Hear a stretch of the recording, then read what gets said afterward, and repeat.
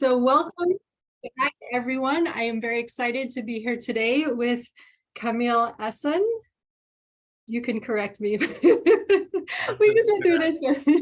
Anyway, editor of South Asian Avant-Garde, a Dissident Literary Anthology. I'm really excited to hear all about this magazine, what they've been up to, what the future holds for them. As always, if you're tuning in and you have any questions, just go ahead and type them into the chat and I will work them into the conversation. So welcome, welcome. It's great to see you. Great to meet you. So let's jump right in. Tell us about the history of your magazine. When did it start? Why did it start? Where did it start? And let's jump off from there. Yeah, sure, absolutely. So, I mean, the interesting thing is that this is very much a pandemic project in so many ways, right? Like we got started in May 2020, which was really like when, the pandemic had just sort of taken off. We were all sort of like siloing and et cetera, et cetera. But the seeds of it had been laid sometime before, I think, because while I was an editor at Barrel House magazine, I did a special issue for South Asian fiction, essentially, and it was one of the most fulfilling things at the time that I had done, because it was expensive, and my general aim for that particular issue, the Barrel House one, was that I wanted to see fiction, South Asian fiction, conceived with South Asia conceived broadly, right? So, not just the dominance of India and Pakistan, but also India and Pakistan and Sri Lanka and Bangladesh, and with SAG especially, we've seen it expand more to include Nepal, Maldives, Burma, like, and lots of places, and the diasporas of all these places, Afghanistan, for instance, like all the diasporas of all these places, to be as expansive and broad as possible. And in fact, we have a little bit of a tendency to shy away from defining ourselves geographically for that precise reason, because these things are fluid and the world is not, static. But yeah, so I had worked with assembled a great group of writers, and I think I commissioned artists as well for that particular issue. And what we did was we paired an artist up with a writer, and we put them in conversation with each other so that they would influence each other's work. And that was something that was unexpected for me, because writers and artists aren't usually in conversation with each other in terms of getting feedback, right? So it was an unusual process for everyone, and I think it was incredibly fulfilling. And ever since that issue, like we've been really good friends, all of us, right?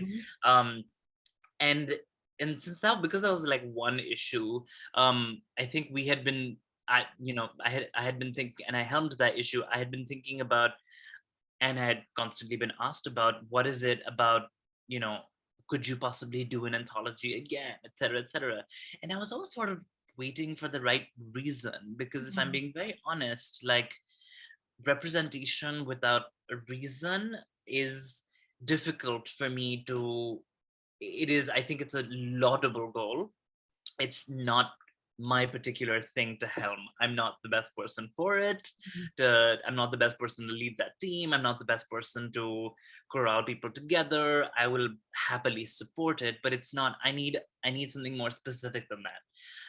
So two things sort of happened, in May 2020, other than the pandemic, right?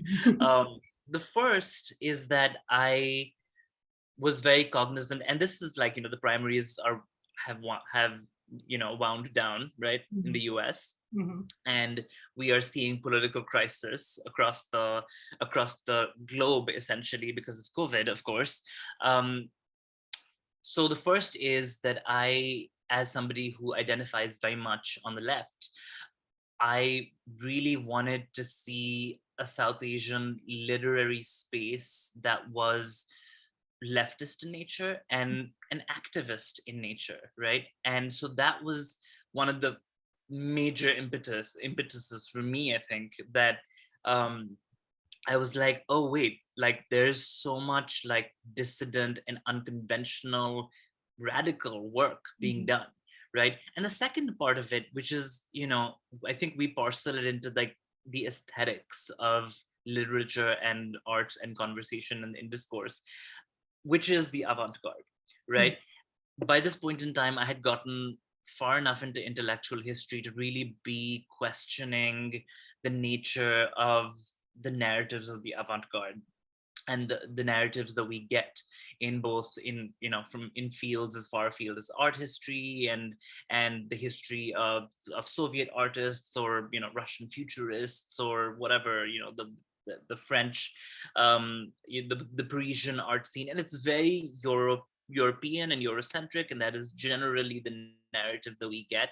And the criticism is, of course, is that it's Eurocentric. However, I had by this point in time stumbled across enough literature and work that was really arguing, in the tradition of many of the people that we've interacted with now and within SAG, that the avant-garde was not exactly a Europe localized area or space, right? It was a globalist internationalist phenomena that was happening at the same time. And importantly, it is evidenced most clearly by the fact that avant-gardists, European avant-gardists, were in conversation with people from the subcontinent, with artists from the subcontinent. So there's a very interesting, it's in the 1920s, I believe, a Bauhaus conference where in India, where you have several Bauhaus artists coming and interacting, and it's in this wonderful book on South Asia's,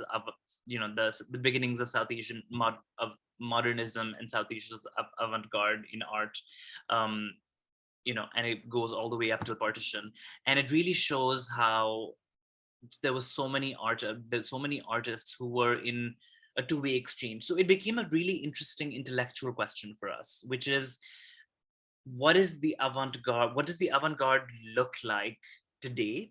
So not only is it a contemporary question that ties to our politics, right? It's also a historical one, because we're tracing the histories of our peoples, and while being cognizant of the fact that we are covering, no matter how much we try to be comprehensive about communities, it's really, really too hard. It's an incredibly hard task, right? So the work is never done, in a sense. So in the search for a radical literary space that truly inhabited the spirit of activism, right, in a sense, there was very few models to look towards, I think. And then at the same time, trying to occupy the positionality of taking up this question as to what the avant-garde was and what it can be and what it is today, and seeing what that looks like, and maybe giving it some shape and form. The team ended up being a very eclectic, and this was by design, of course, but an eclectic group of writers, playwrights, activists, people from both the Bernie and Warren campaign, which, as despite the seeming acrimony from the executive leadership on those two teams, the people who worked on those campaigns were very much in sync. And it's very international. So we have people from, literally every time I send a Slack message, I'm like, you're sending this to 9 time zones or 10 time zones. I'm like, okay, thank you for telling me that. So yeah, activists and translators and writers and artists and designers. And it's just a very eclectic bunch of people who I think were incredibly psyched to work together in a way, because they hadn't done something like this before. And so I think it was a bold and fun undertaking at a time when we were all searching for bold and fun undertakings that gave our life meaning. Sure. You know what I mean? And to delve into that at such a precarious moment in time was fascinating for us. So did you come up with some kind of working answer to that question? What is the contemporary avant-garde? Or do you see that as the goal of this project, is to sort of shape an ongoing definition of that? Yeah, I definitely the latter. I think we have, so when we first started, we kicked off with an interview series, and we had people from, playwright and academic Fawzia Afzal Khan, to novelist Amit Chaudhary, to novelist Amitav Ghosh, to activists and journalists who were really just talking about what the avant-garde meant to them. And I remember the writer and activist Meena Kandasamy saying this really well, and I'm paraphrasing because I don't remember exactly what she said, but it was very much just like the avant-garde it's a practice, it's a discipline, it is something that is fluid, it is not something that you can pin down, right? It is not something that you can say, okay, we succeeded at this. And that is true for when we look at movements, in a sense, right?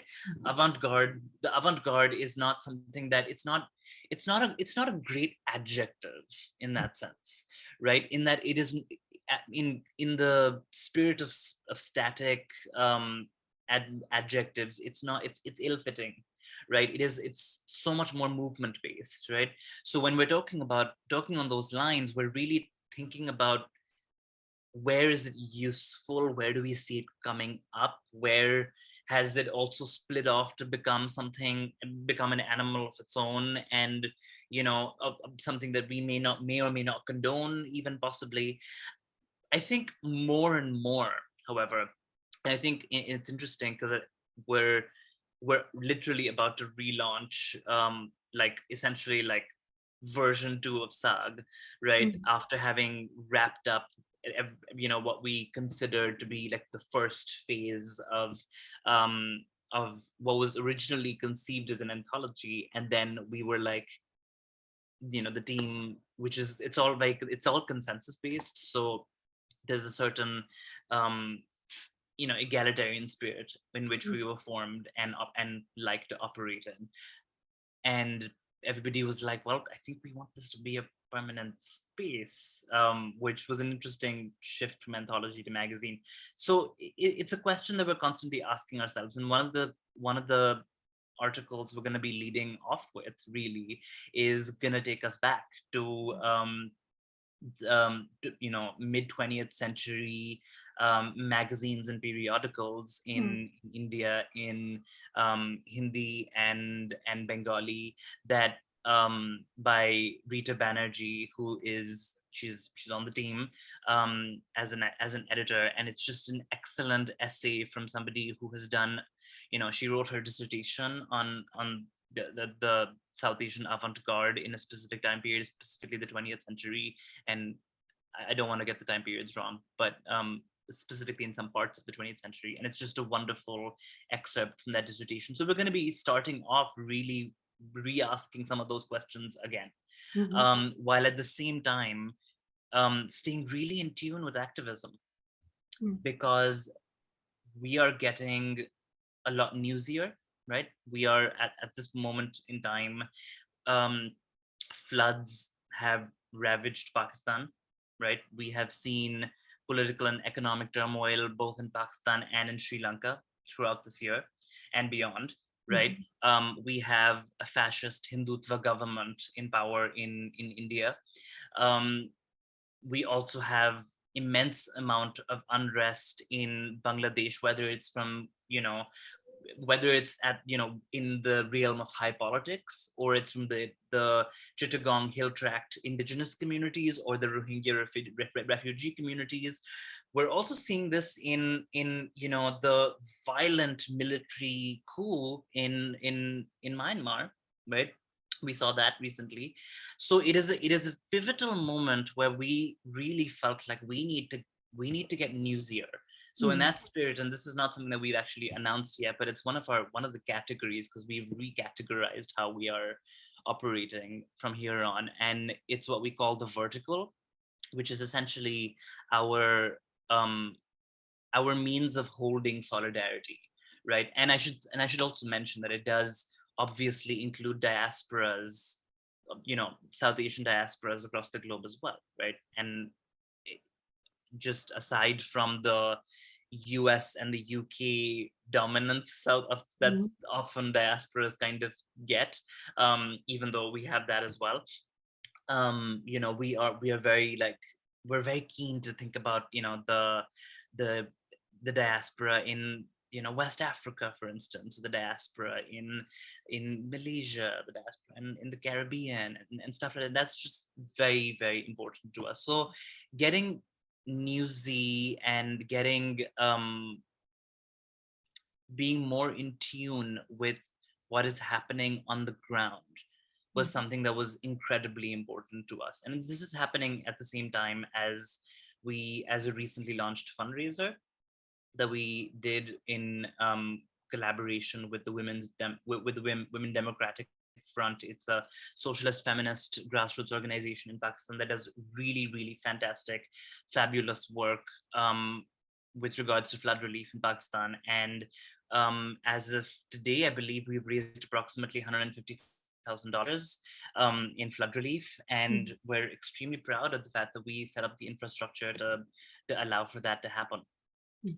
So that, in a sense, these many disparate ways of operating characterize our mission. I mean, this is the sort of thing that we snap into action with. I mean, it's hilarious, but it's like one small anecdote that I'll share to sort of, you know, get the spirit of like what gets this team really going, is that our design director, Divya Naya, she's fantastic. And at the time that the fundraiser, I had been talking to the Women Democratic Front, at the time that I'd been talking to them, she had like a number of tasks, from web design to social media templates that she was building out and doing all this stuff.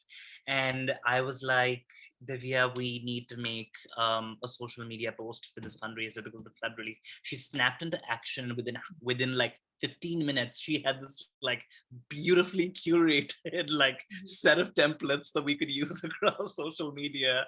And like we had set up the GoFundMe page, and we had set up all the various means of getting that done. And like it was just like, you know, like as we were talking, I just sort of like giggled. I was just like, God, this is why I love working with you guys so much, like with the team. Like this is why I think this is what gets the camaraderie and the spirit of the team really working. Like we really care about the mission in many, many ways. And that mission for us is very deeply rooted in our politics. And how do you find your writers? Are the majority of writers abroad, or are they here in the US? And I imagine if they're here in the US, it must be kind of a small niche, because it's not just South Asian writers, but South Asian writers with a particular focus, with a kind of dissident interest. So how do you seek them out? How do you build these communities of writers and artists that you keep in touch with? And where do you find your writers?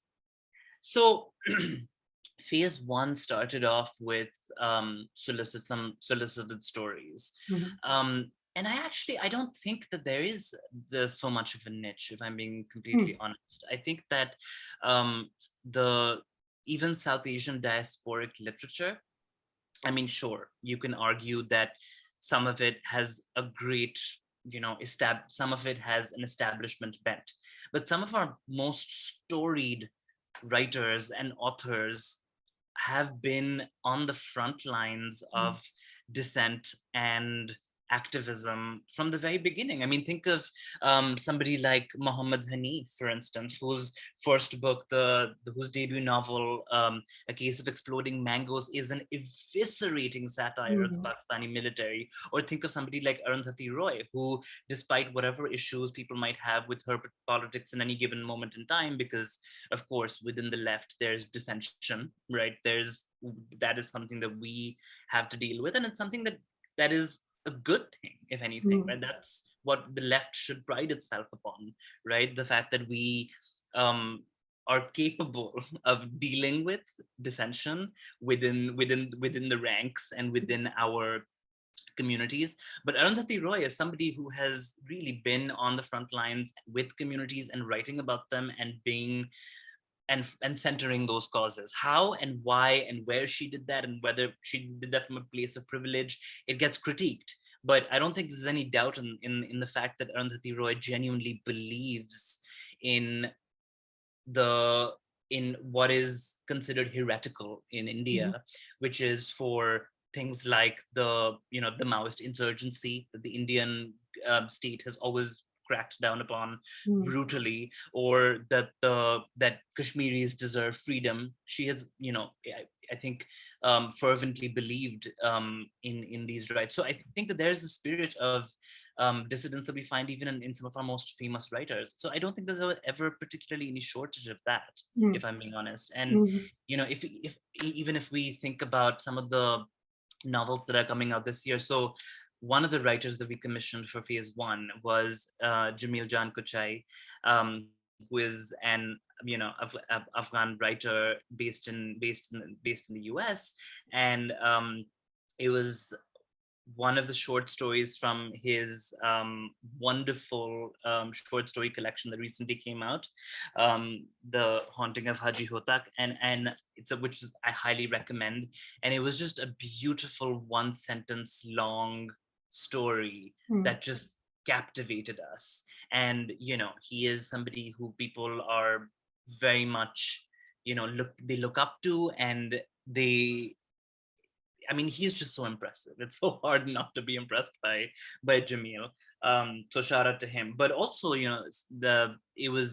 it's wonderful. Like somebody on the team, Sarah Thanga Matthews, she has a novel out right now called All This Could Be Different, which is very pointedly a millennial anti-capitalist novel. I mean, I don't think that there's any question about the politics of the novel. In fact, funnily enough, I just feel like every time I'd say that title out loud or I think about it, I'm just like, gosh darn it, could you have thought of a better title, Sarah? Like, she just really like nailed the punchy millennial sort of way of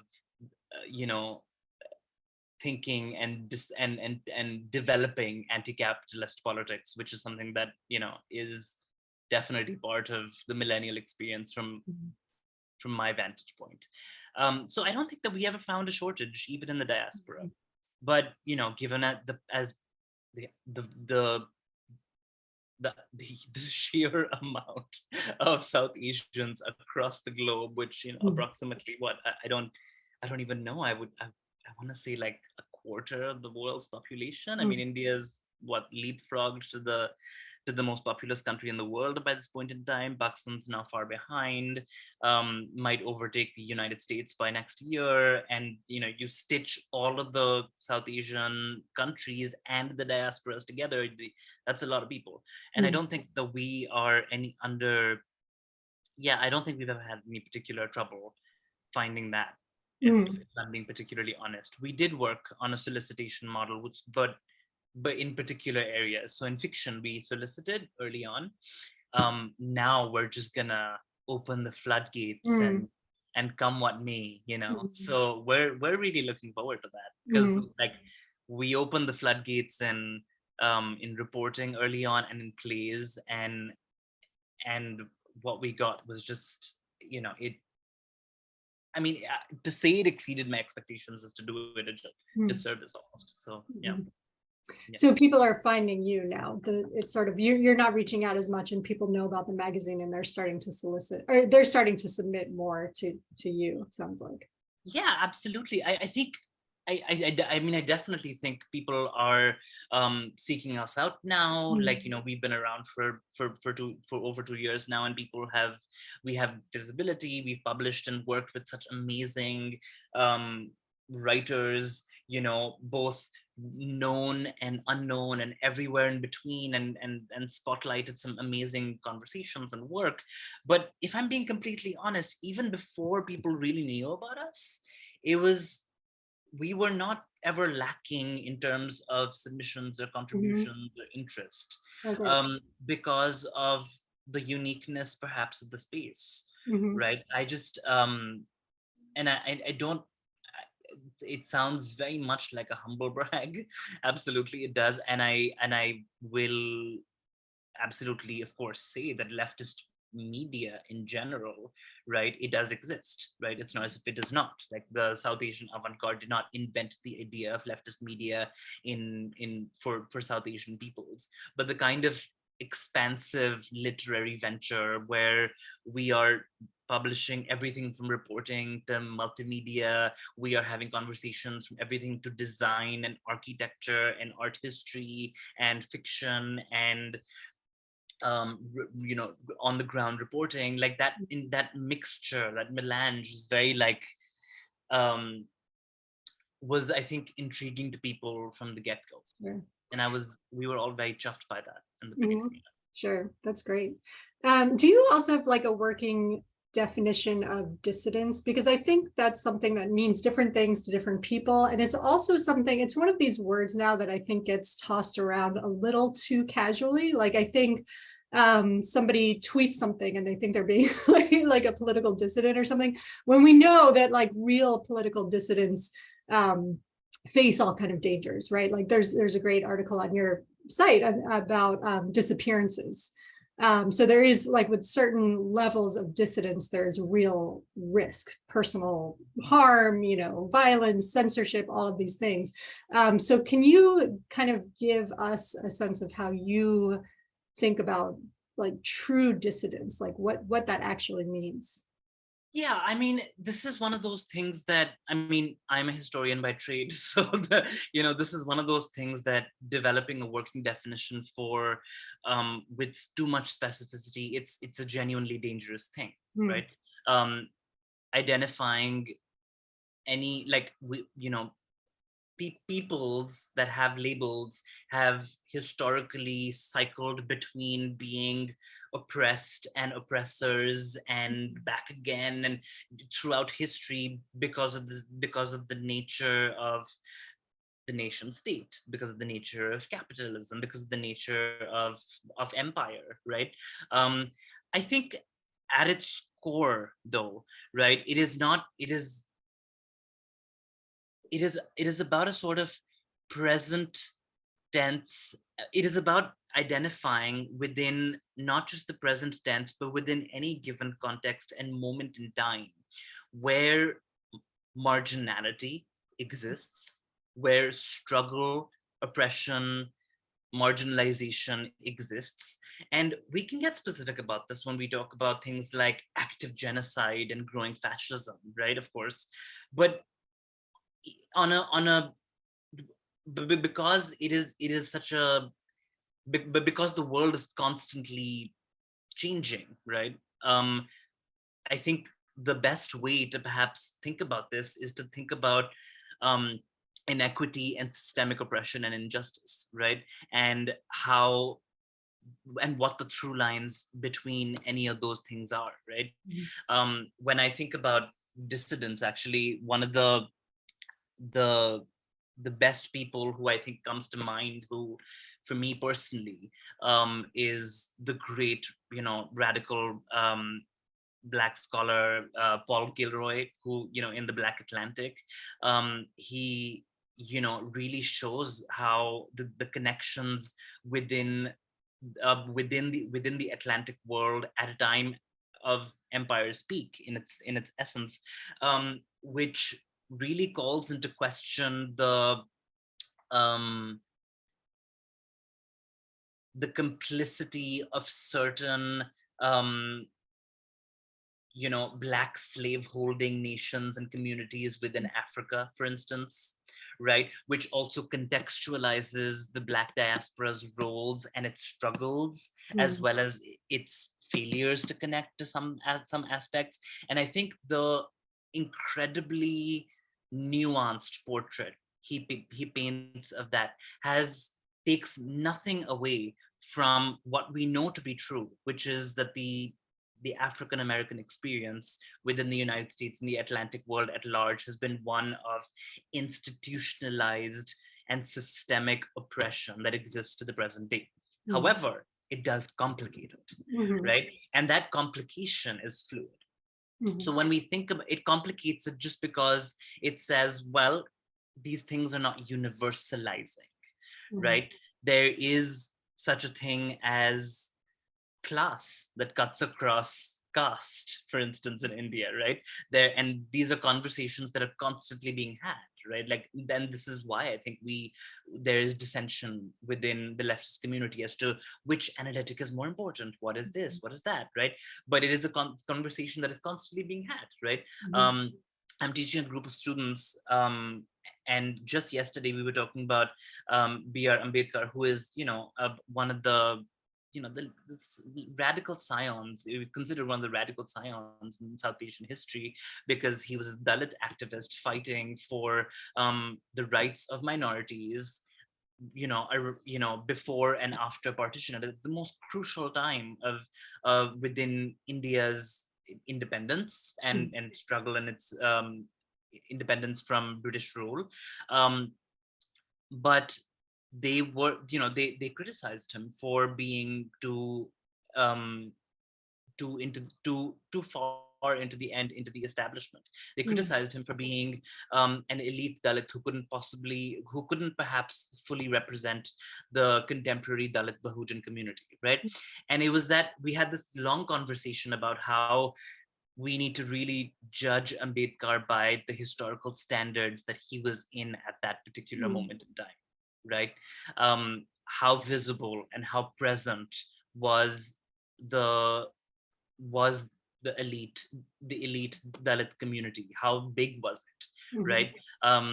Could, like, how much credit do we give Ambedkar and how much credit do we fail to, is something that we need to situate ourselves in time to understand. So even if we're not thinking as strict historians, I think it is still somewhat a responsible thing to do, to understand that these things are complicated, and even within the realm of the literary world, we need to have a spirit of empathy and historicity that understands why we're doing what we're doing. And so in that sense, to circle back to your question of dissension, I think that the reason why it's difficult to get a working specific definition of that is because the nature of oppression can change. And the mechanisms of it can change, and who specifically is being targeted evolves, right? And so I think that's primarily it. But in this particular moment in time, right, I don't think it would be particularly hard for us to agree on the fact that Black Americans and BIPOC people in general in the United States are under immense amounts of assault. That the reproductive, this is just to take an example of the US, in particular, because that's where the two of us are situated, that the reproductive rights of women, non-binary, and trans folks are really at not under just incredible assault. They have been assaulted and essentially stripped away from them, and that is a fundamental dignity that human beings deserve, and we are living in a state that has stripped that, the very fundamental right of dignity and humanity to those peoples. So I don't think that any of us can particularly deny that fighting the forces that have made that be is an act of dissension. I'm going to ask you for another working definition, which is, do you have a sort of a definition of the left? I know that's a very broad question, but I think, especially in the past few years, it seems like certain realignments are happening. People talk about that a lot. And there's sort of across the board, I'd say, a general anti-establishment sentiment that is taking place on the left and the right. So I'm curious how you define the left at your magazine. And then also, are you open to work that isn't explicitly leftist in nature, but that has that kind of dissident energy? So I'll answer the latter question first, because it's far easier than the former. Sure. Which is absolutely Yes, absolutely. I mean, I don't think we don't circumscribe or vet people who submit to us in terms of their leftist credentials. That's not something that I don't think that the space is in the business of doing. Let's be honest, right? Like we don't. This is that would be gatekeeping. It would be very much the spirit of against the spirit of what we are doing. And if we want, and that is, I think, also in the spirit of literature broadly speaking, right? Like literature can serve as political education. Why gatekeep and ask someone to show their badge to you at the door if you want literature to serve as the political education for them to go and develop the politics that they need or they feel they need to gravitate towards, right? So yeah, absolutely. Like I think we are very 100% open to and I think this is where the aesthetics of the avant-garde really help us, right? There's a reason why I think the avant-garde, which just seems just like weird and grotesque now, it's become a synonym for just like weird, bizarre stuff. But we have to sort of remember that the avant-garde movements from brutalism to cubism, and I am just mentioning European movements, but they European conceived movements which definitely extended well beyond Europe. They were always allied with radical thinkers and people on the left. Okay, to answer the former question, it is a tricky question, particularly to answer as the editor of an internationalist leftist anthology, because the working definition of the left really changes depending on which country we're in. And I mean, I grew up in Pakistan. Being on the left in Pakistan means it in strictly partisan terms, it means something slightly different than it does in the US. Because in the US, until very recently, I feel like people didn't feel like there was any infrastructure for the left to exist in. And I remember when I moved to the US in 2012, after living 22 years of my life in Pakistan, I really felt like, oh gosh, like the left in the US is essentially the center, right? Like there was this immediate sense of like realigned where I was just like, oh, so what people think about as the left over here is actually the center. I think that that's changed over the years for the better, in large part due to the progressive campaigns of people like Bernie Sanders, Elizabeth Warren, and Alexandria Ocasio-Cortez, and so many progressive challengers who have risen up and created a sort of wing in the Democratic Party that still obviously garners a fair amount of criticism, but it is there, it is visible, and it has made itself known. And I think that has created a certain profile. That being said, it has not given an incredible amount of specificity into the differences between what makes somebody socialist, democratic socialist, progressive, liberal, and that entire thing then becomes a sort of umbrella in a sense, right? I think the left is right now in the US it is a workable definition for anybody who identifies with any of the terms from progressive to anti-capitalist to democratic socialist to communist to anarchist, right? There's a lot of things that these people with these who take on these monikers or labels disagree on, and some people shy away from these labels entirely while taking on aspects of these politics. And I should mention that one of the most intriguing things I think about what we do is that our team is like, gosh, like I think we're like 39 people at this point in time, like spread across the globe. We we've never come to blows on points of political practice or ideology. Not really. We've come actually no practice. We've been like, okay, this is a corrective, and then we all kind of agree with that, right? But in ideological terms, we all do differ. Our politics are different. I identify as somebody. I call myself Marx-ish because the trouble with calling yourself Marxist is that somebody will take you to be very sort of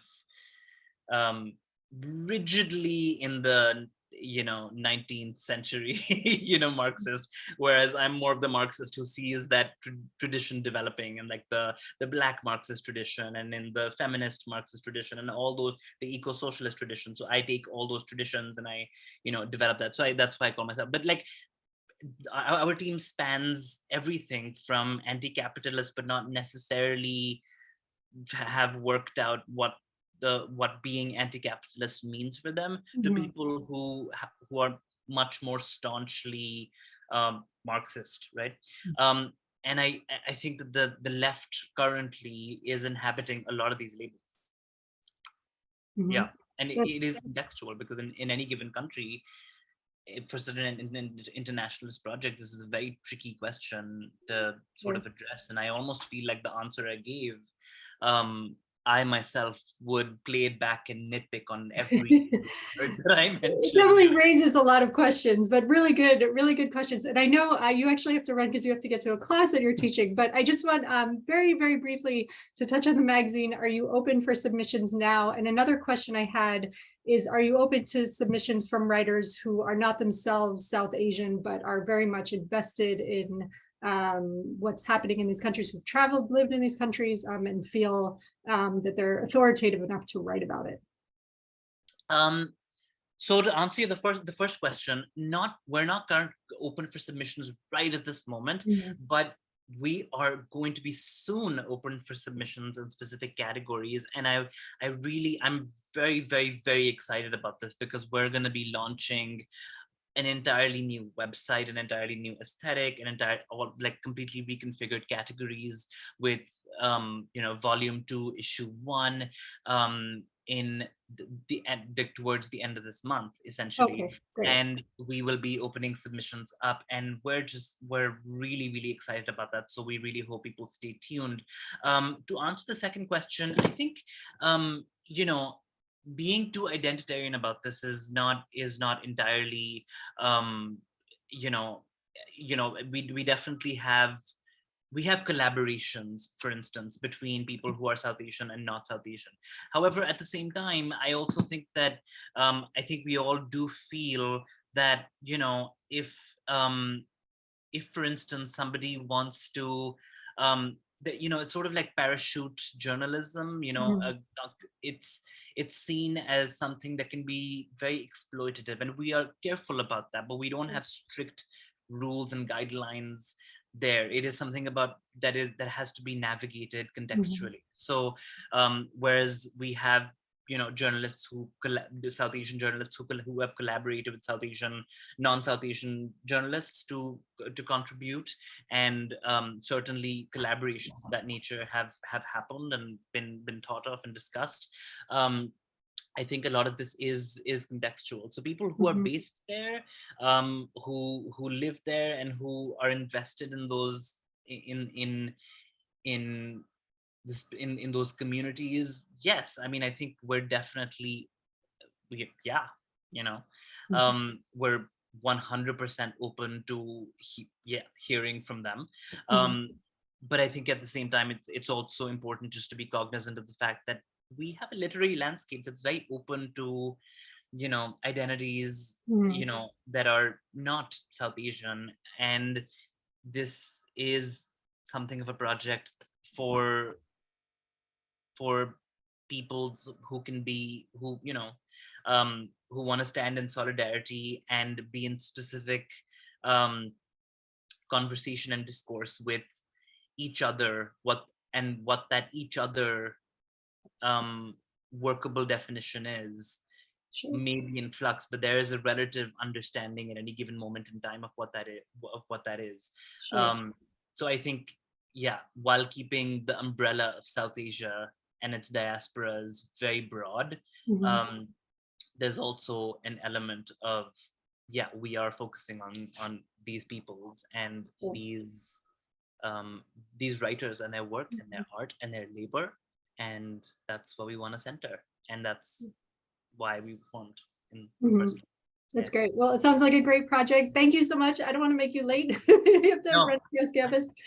This was really interesting. I feel like I could talk for another hour, but Yeah, I know. Thank you so much for having so me. everybody should go check out the site, read the work in the archives, and then if you're interested in submitting, check back on the site. The submissions will open very soon, by the end of the month or next month, within the next few months, and follow them on Twitter, and just keep in touch with the magazine and stay tuned. Yeah, and thank you so much for the work that you're doing. I'm Thanks. following the Lit Mag, the Lit Mag, news roundups and the conversations, and I just think that it's an invaluable resource to the literary community. And I think on behalf of the whole team, just want to express gratitude for doing it. Thank you very much. I appreciate that. All right, take care. I'll be in touch. Okay. All right. All right, bye-bye.